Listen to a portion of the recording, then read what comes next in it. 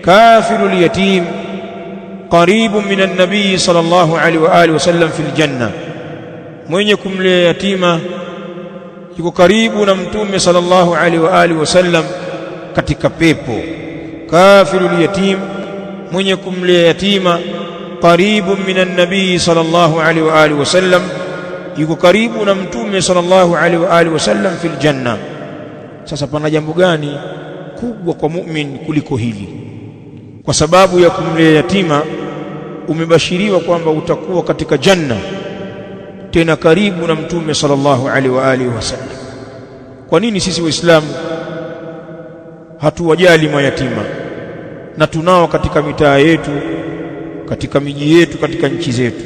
Kwa nini mayatima wamepuuzwa au wanalelewa malezi ya kunyanyaswa? Kwa nini wakati pana kheri kama hizi? Mimi hushangaa wakati mwingine utawakuta baadhi ya waislamu wanapoteza mali nyingi katika kulea vitu vya ajabu. Anaitwa mlezi au mdau wa vitu vya ajabu. Tumkuta mtaani ni mlezi na mdau wa kilabu cha mpira, atawanunua wachezaji hapo, kuwatafutia nauli, kuwapangishia nyumba.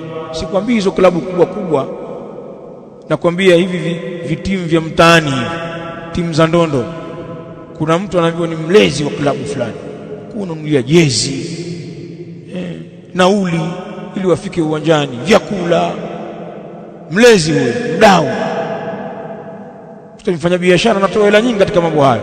Hana yatima hata mmoja ambaye anamlea, lakini yeye ni mlezi wa vilabu vya mpira.